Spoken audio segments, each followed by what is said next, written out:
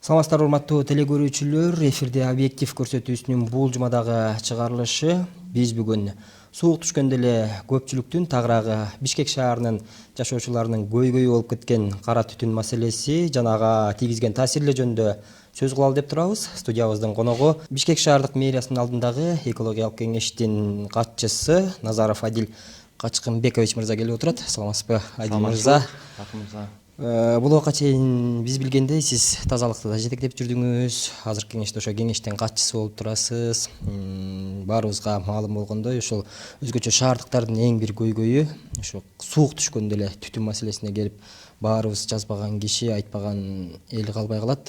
Ушул маселени кантип чечсек болот? Эмне себептен жылдан жылга ушул көйгөй көбөйүп баратат?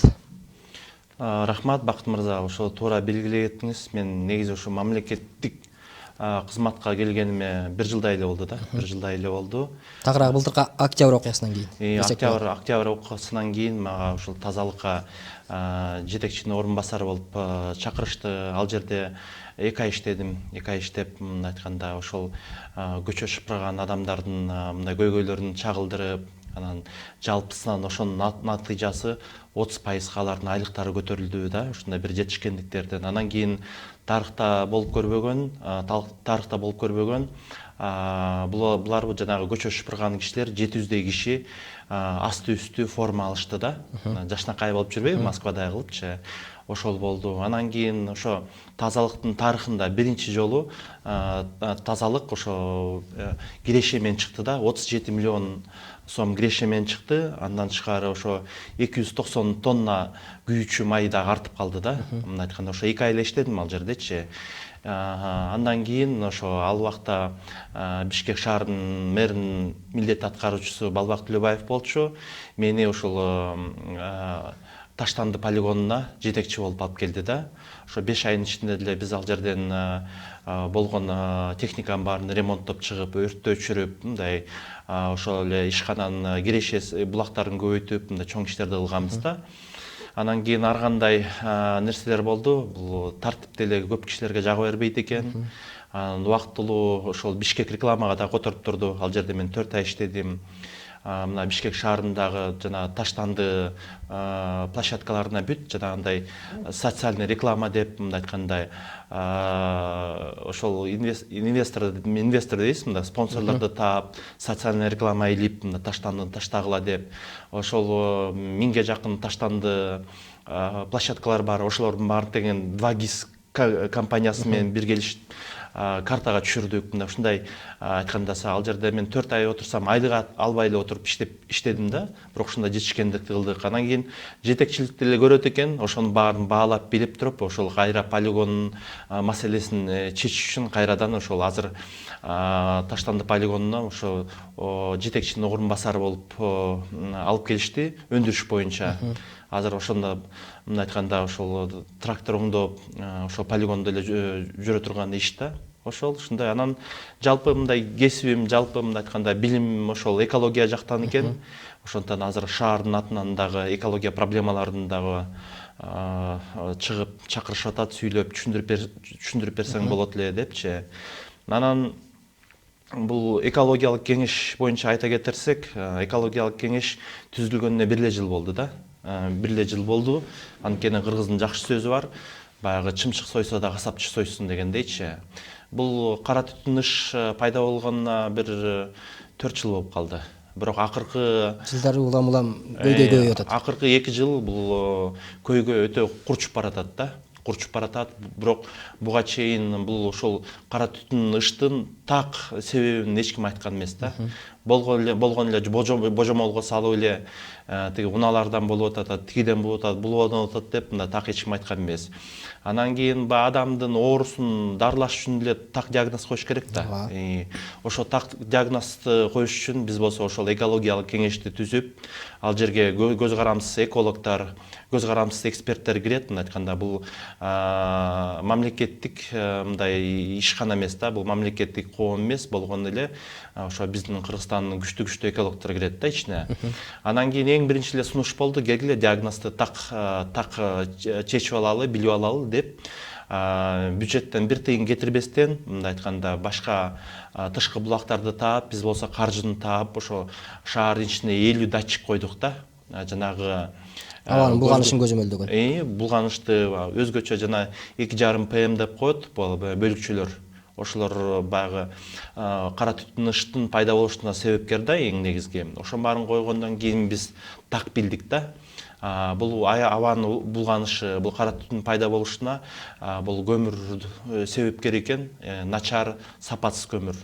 Анан карап көрсөк, мына 4 жылдан бери жаңы ТЭЦ модернизациядан өтүп, 100%га ошо кара кеченин көмүр жагылат да, ал жерденчи. Канча бир мындай отопительный сезонда жалпы биздин ЖЭП 1,6 миллион тонна көмүр жагат да. Анан изилдеп көрүп, биз болсо ошо так жагысын коюп бердик. Андан тышкары ошо датчиктер биз билбей көрбөй турган нерсеге дагы мындай жардам берди. Бул биздин ЖЭП гана эмес, бул болсо жаңы конуштар, Бишкекти курчап турган 47 жаңы конуш бар. Алардын көбүнчөсү эле эми көмүр жагат да. Көмүр кайсы азыр акыркы жылдары кара кечеге кирип атат да. Эми газды айтат, газ өтө кымбат. Мындай айтканда, газ менен жылытсаң 3 эсе кымбат түшөт да. Эми анын жаңы конуштардын баары эми азыр көмүргө жетпей жүрсө, отун Газды каяктан пайдаланат? Бактарды кыйып кетип атса, катуу üşөгөндө газдыга мындай айтканда каражат жетпейт да. Газ өтүп атат, газификация жүрүп атат, Газпром алып барып атат, бирок көбүнчөсү эле ошол газды тамак бышырганга эле пайдаланбаса, үй жылытканга эч ким мындай пайдаланган жок да. Эми Бишкектин мындай бай райондору пайдаланат, алар мындай өзлөрүнүн чөнтөгүнө жараша да, бирок үй жылытканга бул пайдаланган жок. Анан кийин электроэнергия менен жылытайын десе, электроэнергия биринчиден тартыш болуп атат. Анан азыр тыюу салынып атат да. Бул дагы бул чыгыш жолу эмес. Мисалы Монголиядачы, Улан-Батырда түнкүсүн электроэнергияны бекер кылып койгон. Акыркы жылдары кышкысын бекер кылып атат да. Бизге электроэнергия жетишпейт. Анан электроэнергия деп бизде суу көп дейбиз. Мына акыркы оондун отчетун карасак, 40-жылдарга чейин бизде суу азаят экен да. Ошондуктан азыр чоң гидро электростанциялар салган, мындай кажети жок болуп калат да. Биз эмне салсак болот да? Биз гана эмес, Европа мамлекеттери деле, Россия Федерациясы деле атомный электростанция салып атат да. Бизде өзүбүздүн уран бар. Аны обогащение кылып туруп, эми болгон эле жакшы адистерди алыш керекпиз, иштетсек болот. Бизде эмне чыгат? Бизде кремний чыгат да. Мурун завод бар эле, Кристалл дегенчи. Жанагындай солнечный батареяларга ошол колдончу кремний керек. Аны кремнийди биз колдонуп туруп, мынтан өзүбүздү эле камсыздандырып алсак болот да, өзүбүздүн мындай өндүрүштүчү. Анда бизде күн тийип турат да. Өзбекстан жакында эле салбады ошондой солнечный батареялардычы, электроэнергия алыш үчүн. Андан тышкары мына балыкчы Кочкор шаарларды алалы, шамал ыркырап турат. Ошо шамал менен иштеген генератор койсок болот. Жалпысынан чакан кестерди койсок болот да. Мындай биринчиден жалпысынан экономика өнүгүш үчүн деле, өндүрүш өнүгүш үчүн электроэнергия керек да. Биз болсо экономика өнүгүш үчүн дагы ошо электроэнергияны биринчи мындай айтканда приоритетке коюп, ошо тармакта иштесек жакшы болот эле деген ойда. Жогоруда айтып кеттиңиз, мисалы жанагындай экологиялык кеңешме түздүк, атайын адистер катышты деп. Бул эми баягы теориялык жактан изилдөөлөр жүрүп жатат дегенди билдирет да туурабы? Практика жүзүндө жакынкы жылдары эмне кыла алсак болот, кантип токтотсок болот деген маселени кандай бир жыйынтык чыгарып бердиңиздер? Мисалы, тиги врач делечи уколду өзү сайбайт да. Ал изилдеп карап туруп, анан диагнозун жазып туруп. Канча убакытка созулуш керек дейм да ошол нерсе. Бул болсо мына жакында эле өзгөчө комиссия түзүлбөдүбү? Бул мына кабинет министрлеринин түзмө-түз буйрутмасы менен ошо комиссиянын төрагасы болуп биздин кала башчыбыз дайындалды. Анын ичине Министерство природных ресурсов кирет, Гидромет кирет, башка баягы мекеме, министрликтер кирет да. Негизи бул кара түтүн менен күрөшүү боюнча мына 3 жыл мурун эле түзүлгөн. Бул мамлекеттик план түзүлгөн да, 40 пункттан турган. Бирок ал иштеген жок. Бирок азыркы комиссия түзүлүп, жума сайын жыйын өткөрүлүп, мындай айтканда максаттары коюлуп, мисалы гидрометке ошол датчиктердин показанияларына мониторинг жасап анализ жасалсын деген буйрутма берилген. Министерство природных ресурсовка биздин жептин фильтрларын текшерилсин, кирип аткан көмүрдүн сапаты текшерилсин деген ушундай буйрутмалар берип атат бизге. Мэрияга мисалы мэриянын алдында санитардык эпидемиялык инспекция бар. Азыр мына жеке мончолордо унаанын дөңгөлөктөрүн жагылып атат, ошол эле тигүү цехтердин калдыктарын да жагып атат. Ошолордун баары катуу көзөмөлгө алынсын деп ушундай мындай ишти курчутуп, мындай айтканда бекемдеп, ошо тармакта иштер жүрүп атат да. Жыйынтык болуп атабы? Жыйынтык болгондо эми бул комиссия 3 жылга түзүлдү да, 3 жылга. Анан маселени мен жаңы айтып атпаймынбы, эң негизги кирдеткич бул көмүр болуп атат да. Көмүр болуп аткандан кийин азыр сунушталып атат биз жактанчы, сапаттуу көмүр алынып келсин депчи. Анткени мына Совет доорунда деле ошо ЖЭП курулган да 75-жылы. Бирок ал Караганда көмүрүнө ылайыкташтырылган да. Ошондуктан эч кандай проблема мындай айткандай кара түтүн болгон эмес. Анан эле биз мына өзүбүз мындай айтканда ошо илимий изилдөөнү азыраак кылып койдук окшойт да. Совет доорунда ошол түтөктүн бийине чейин өлчөлчү да, кандай кетиш керек, ошол эле жептен чыгып аткан түтүн жайылышы канча километрге, кайсы абанын катмарына жайылат, ошонун баарын изилип чыгылчу да. Азыр тескерисинче ошол жептен чыгып аткан түтүн жайылбай, ошол кара түтүн болуп Бишкекти каптап атат да.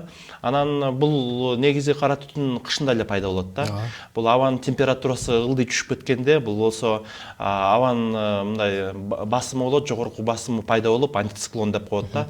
Ошо кыш абалында эле, кыш убагында эле пайда болот да. Анан дагы бир сунуштамалар ошол жеке мончолорду балким кыш учурунда ушу ноябрдан мартка чейин сапаттуу токтотуп эми жумуш керекпиз да, сапаттуу көмүр жакса деген ушундай сунуштамалар. Мунун баары тең эми мыйзам негизинде иштеш керек да. Биз жөн эле барып тыюу салып жаба албайбыз да жеке ишканаларды. Анткени алар киреше көрүп атат, алар болсо жумуш орундарын берип атат. Алга биз укуктуу эмеспиз да. Датчиктерди койдук деп элиңиздерби? Ошол кайсы райондордо көбүрөөк болот? Жаңы конуштардабы же шаардын борборундабы? Датчиктерди койгондо буга көрдүк да, биз буга чейин жеп деп келатканбыз. Ооба, сөзсүз түрдө жеп да кирдетип атат, бирок кайсы жерде ошо кара кеченин көмүрү жагылып атса, ошонун баары кирип болуп атат да. Мисалы, шамалдын согушу батыш жак кетип атса, баарды деле чыгыш жагы да эле кирдип атат да. Жептин түтүнү батыш жак кетип атса, чыгыш жагы деди Новопокровка жак деле кирип болуп атат. Эгерде шамалдын согушу тиги чыгыш жакка уруп атса, батыш жакта эле мындай кирип болуп атат да. Биз көрдүк да, мындай айтканда эң негизги ошол жепте фильтрлер бар. Кандай жаманбы жакшы кармап атат да. Жеке үйлөрдө фильтр жок да. Ал түтөктөрдө, мештеринде бул болгон мына бир үй бүлө эле, бир эле үй, бир эле меш кеминде 200 метр аралыкты мындай кирдетет да, радиусунда. Ошондо негизги көйгөйдү жепке шылтаганга болбойт, шылтоону? Жепте кирдетип атат. Анткени негизгиси эмес бирок. Негизгисине кирет ал. Негизгисине кирет. Жепте анткени эмне? Жепте дагы жеке үйлөрдө да көмүр жагылып атат да. Эң негизги бул себепкери бул сапатсыз начар көмүр.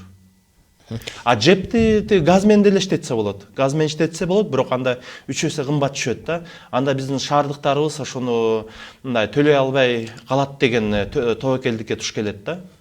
Рахмат, азыр Таштанды полигонунун жетекчисинин орун басары болдум деп элиңизби? Аякта да бир чоң көйгөй бар да, ушу шаардын түтүн капташыначы. Ушуга дагы кошуласызбы? Анткени аякта ар кандай нерселер Таштандыда мына күйөт деген аны атайын өрттөйт да, Таштанды. Ошо дагы эң таасирин тийгизет да. Ошол Таштандыда бир 300гө жакын мындай жанагы сорттоочулар бар, мындай айтканда жердин бөтөлкө, кагаз, темир алат да. Анан ошол кадимки эле ошо Таштанды свалкада ошо темир чыгыш үчүн ошол жанагы таштанданы өрттөп, анан күйгөндөн кийин анан жана медь, алюминий, темир чыгат да. Атайын өрттөлөт да ал жердечи көп эле убактан.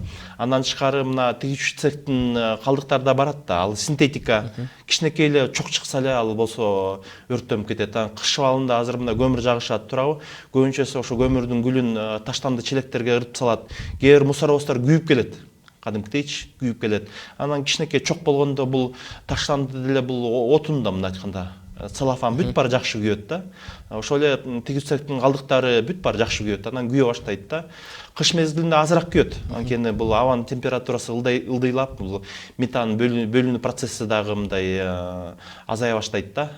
Жайында ооба катуу эле күйөт да. Айтайын дегеним ошол таштанды заводуна мындан 1 жыл мурун атайын таштандыларды сорттоочу дагы завод курулат, акчасы даяр дегендей сөздөр болду эле го. Азыр иш жүрүп атабы? Эми бизге таштанды завод курабыз дегенде 30 жыл болду. Таштанды завод өзүнчө, таштандыларды сорттоочу завод. Ошол сорттоочу завод эми бул болсо, була Европа банктын келишими менен каражат бөлүнгөн да, 22 миллион евро бөлүнгөн. Аны жарымы 11 миллиону грант бекер акча, жарымы кредит 2% менен берилген да. Анын ичинде мына тазалык ишканасы жакшы өздөштүрүп алды да. Алар болсо ошо 32 мусоровоз алды, 1000ге жакын мусорный площадка куруп алды, 5000ден ашык жанагы таштанды челектерин коюп алды да, мына тазалык өз жагын кылып алды. Анан кийин бул таштанды, эски таштанды жабыш үчүн эстониялык компания утуп алган да. Аны дагы баштап мына 2 жыл болду бүтүрбөй жүрөт. Анан жаңы таштанды полигонун салмак. Алар келип алып туруп, тескерисинче биз ошо пандемия убагында форс-мажор болду, биз дагы чыгымдарыбыз көп болду деп 3 миллион евродан ашык акча сураган күндөрү болду. Бирок биздин кала башчыбыз ал жолго барган жок, ал шартка көндүргөн жок, айтты бир да сом бербейбиз, бүтүрөсүңөр деп. Азыр мына ошого көнүп кайра эле иштеп атат да. Анан ошо сорттоочу завод деле баасы 6 миллион 280 миң евро болуп аткан да. Анын баары тең эле ошо ишкананын мойнуна илинмек да. Мен ачык эле айткам, ал ушундай кымбат сорттоочу линия болсо, ал өзүн актабайт, анын кайра кредит төлөйт. Азыр биздин ишканабыз жылына 40 миллион сом кредит төлөйт да. Анан кийин салымга жараша мындай эле толук кандуу эле завод салыш керек. Бир жагынан сорттоп, бир жагынан кайра ошол таштандыдан отун да чыгарса болот да. Аны цементно-шиферге заводко, тиги жепке деле колдонсо болот да. Толук кандуу, толук мындай процесс, үзгүлтүс процесске айланган бизге завод керек да.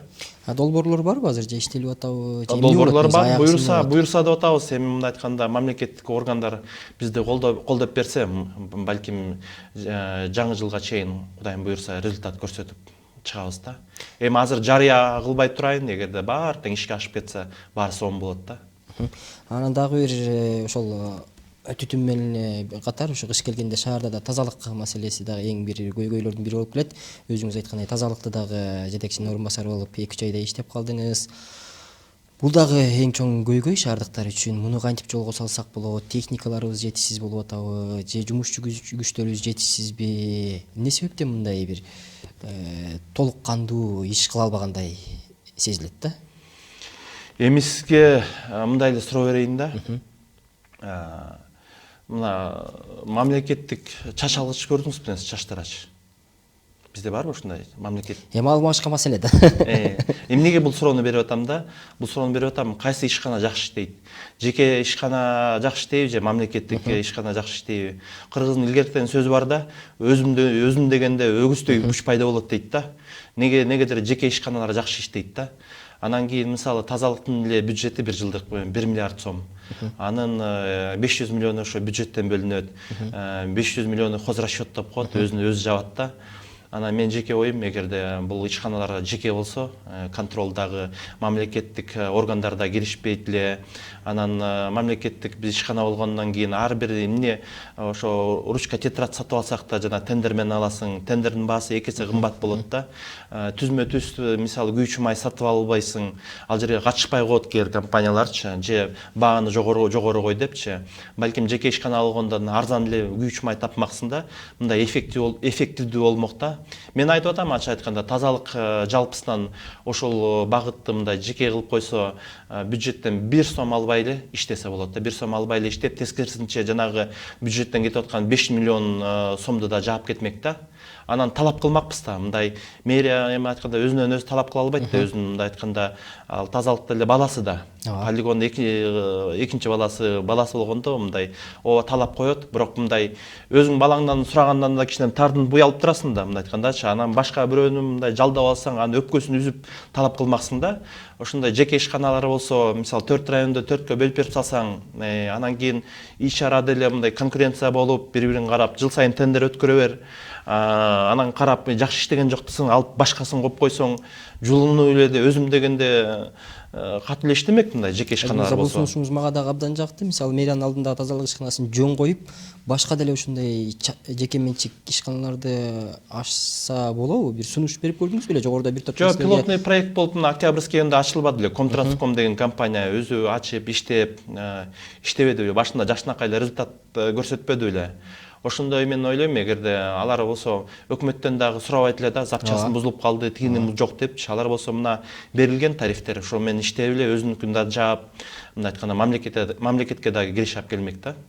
Тазалыктын эң негизги көйгөйлөрүнүн бири деп эмнелерди эсептейсиз ошо ичинде жүргөн киши катары? Эми аяктан болгон эле коррупцияны жоюш керек. Коррупция жоюлса эле каражаттары Кудайга шүгүр кенен кесир эле да, өзүнө өзү жетмек да. Техникаларыбыз канчалык деңгээлде жетишсиз? Техникада эми мына тиги Европа банктын жана кредит менен 32 мусоровоз алынбады беле. Азыркы убакта мына таштанды челектер жетпейт да. Азыркы мына жаңы долбоор иштелип чыгып атат, ошо шаардын борборунда жанагындай подземный бункер деп коет. Таштанды мына айтканда мына сыртынан көрүнбөйт да, кичинекей эле урна сыяктуу эле болот. Анан кийин ичинен атайын машина келип туруп анан жүктөп кетет да. Мындай шаардын борборун мындай кандай бир иретке келтирели деп атабыз да. Андан сырткары жанагындай кар тазалоочу, сүрүүчү техникалар дагы жетишсизби? Ооба, анан баарысы эле баягы шыпыргы менен шыпырып атпайбызбы? Азыр мына дүйнө ошо өнүккөн да. Ошол эле пылесосторду алсак болот. Анан жол шыпырып атса канча ДТПга да учураган убактар болгон, эжекелерибизди, байкелерибизди коюп кетип, мөрт кеткендер да болгон, мындай айтканда. Эртең менен эрте иштейт, азыркы убакта мына свет жок, көрүнбөйт. Ошондуктан мындай баарына эле кара күчкө басым жасай бербей, ошо техникаларды иштетсек, балким ошо акча каражатты дагы үнөмдөп калмакпыз да. Акыркы суроосун ушундай көзгө көрүнгөн көйгөйлөрдү чечиш үчүн бизге канча сумма керек ошол техникаларды алып алыш үчүн? Чынын айтсам, бизге сумманын деле кереги жок да. Суммага кереги жок. Эгерде мына жеке кылып койсо, жекеге өткөрүп койсо, ал суммаларды тиги ал өзүлөрү эле таап келмек да, инвестор кылыпчы. Анткени мында жеке мындай сиз экөөбүз бизнес кылсак, бирибизге көбүрөөк ишенебиз да. Мамлекет менен бирөө иш кылгандан коркот да. Рахмат Адил мырза, ушундай бир эң көйгөйлүү маселелерде биздин чакыруубузду кабыл алып келип, жакшы бир маалымат бергениңиз үчүн сизге ыраазычылык билдиребиз. Урматтуу телекөрүүчүлөр, бизге бөлүнгөн убакыт соңуна келди. Бүгүн бизде конокто Бишкек шаардык мэриясынын алдындагы экологиялык кеңештин катчысы, мурдагы тазалык ишканасынын жетекчисинин орун басары Назаров Адил Качкынбекович келип маек куруп берди. Эмки көрсөтүүлөрдөн көрүшкөнчө аман туруңуздар.